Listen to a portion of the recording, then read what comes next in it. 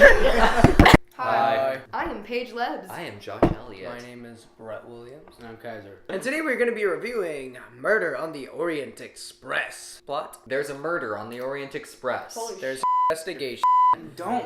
That's the story. That's the spoiler section. Hercule Poirot. The fact that you remembered that, so impressive to me. Right. Well, like, I've read like 30 Agatha Christie books. Okay. But like, it doesn't tell you how to pronounce it in a book. Well, there's also a TV show where they literally recreate every single one of the books that has him in it, and each episode is feature length. But that's not what we're reviewing. It was pretty good. I enjoyed myself. I had a good time. This movie got actually a pretty bad rating, which I did not expect. On Rotten Tomatoes. Yeah. Not from us. I thought it was the hell out of this movie. Gorgeous. Oh, It was beautifully done. cinematography was Gorgeous. hot. Honestly, Oh. that's probably a good word to describe it, though. They used very intense colors when inside. On the outside, since it's all snowy, it's all like blue, white, very cool tone, and then on the inside where it's like, oh, warm. You felt the cold and you felt the like warmth and comfort of the inside of the carriage. There was this one shot that just made me gush, where it was just like a shot above their heads, and it like was a continuous scene. Oh yeah, It right was after following I- them as they went, and it was amazing. I was gushing that whole scene. Okay, well, I loved that shot, but it went on too long. It was an interesting way to Yeah. use the long shot, because that was Yeah. all one shot. And if they did cut it, it was most likely when they were going through doorways.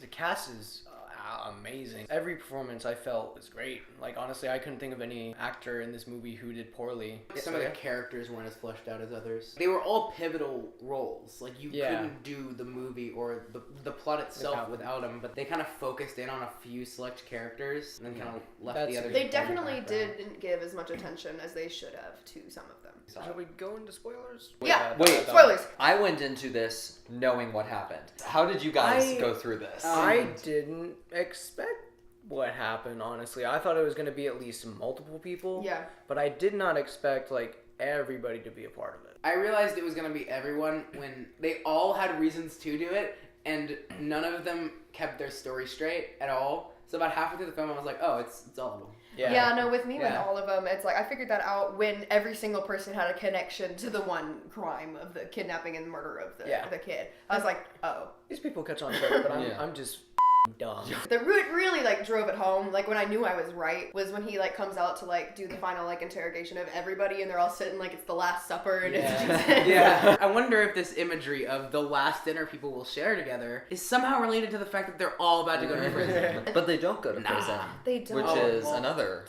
You know, killing my points. I don't know. For those of you that have not seen the movie but are still watching because you don't care, what actually happens is that everybody did it because they all wanted revenge on this one person because he killed a little girl a couple years ago and they all had this connection to this little girl. The guy who died was Johnny Depp. He was in it for a hot 5 minutes, and then he was killed off. Good for him. I'm sure he still got paid handsomely. I do think the fact that everyone did it gives the story a whole lot more meaning than it would have if it was just one person. In a way, it's about how actions have consequences. I mean, yeah, murder is definitely going to have consequences, but it's a way of saying that doing something like that, so many people's lives are affected. What were some cons that we have? I'm still with the characters weren't fully developed. I mean, to be fair, some of them were very, very developed, and I loved it. Yeah. And I wish everyone had the same amount of backstory. You wish it and was screen more time. split up evenly. Yeah. I know you said we were going to talk about cons, but I just thought of a pro. Okay. And one of the problems that like Agatha Christie books tend to have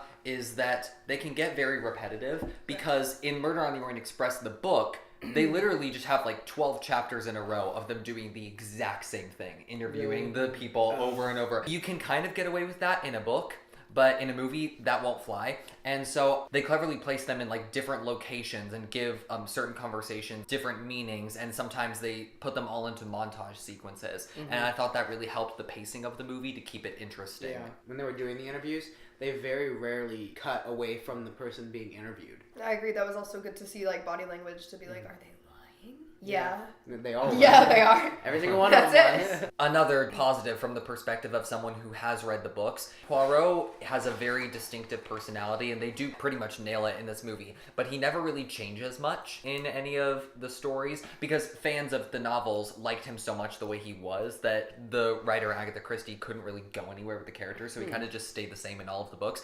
This one, it's about him dealing with his OCD and learning to live with, as he calls it, the imperfections in the world, and it kind of rounds the story up. If this is one of like many novels with the same character, do you think they'll make like maybe a cinematic universe? Let's hope not. Possibly. Yeah. Here's the thing. Like I said, they had the TV show. And the TV show, it lasted from 1989, and it ended like 3 years ago. They made like 1 or 2 a year. Agatha Christie's Poirot, it's on Netflix. Why would they do start it that again? a couple years after they just ended the Okay, previous well, one? I didn't know that. It is definitely possible. Yeah. At the very end of the movie, they did say there's been a murder on the Nile, which is another book. But in the book, he's already there on the Nile when the murder happens. Yeah. So I think that's really just a nod Yeah, I was to gonna say, I it. hope that's just like a illusion, a reference to being like, ha ha ha. Because we already have way too many cinematic universes right now. That's true. I feel like a lot of things are just making them cinematic universes to make them cinematic Ever universes. since Marvel. Income. And try, I was gonna say to try to make more Money. money. Yeah. Happy All Death they Day, the want- cinematic universe. Please, that would be a cinematic universe I would love. It's the exact same story every time, but a different person. Yes. I just remembered all of It Happy pisses Death Day and it me made me off. mad. What did I give that movie? A 3. And you gave Geostorm a 4, right? How? I much prefer Geostorm. Geostorm made me When Alex angry.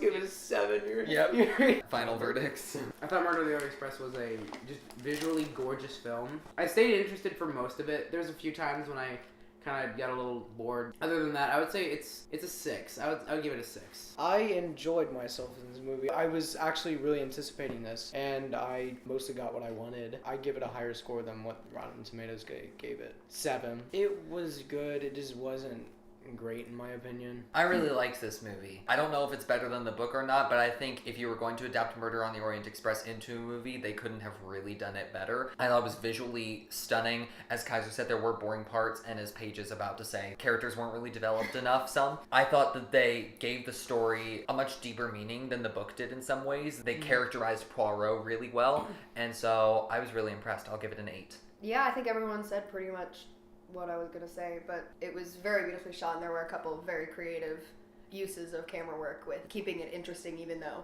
a lot of it's repetitive, as you were saying, with the interviews and whatever. So I did a good job trying to keep it interesting, but still, yeah, it didn't succeed on all fronts. Josh, you did predict me right. I was gonna talk about character. Yeah. I liked it. I enjoyed it. It was interesting. I'd see it again. 7. The final verdict is a 7, because... Woo! 2 7s, a 6, and an 8. That's a lot lower than, like, all of us gave it when we first saw it. Because when we first I think saw we gave it, it, like, like, 9s. all of us were giving it, like, 9s. Cooper said 10. So what did you think of the Murder on the Orient Express? Did you like it? Did you hate it? Comment and let us know. And if you comment, I will bring you on my train. I will stab you 12 times. And I will run away. Yeah, that sounds Yep. like a fun Saturday. Let's Yeah, go. let's go. Thank you. Scream God them. bless. Have a happy holiday season. Merry Christmas. Happy Kwanzaa. Peace out!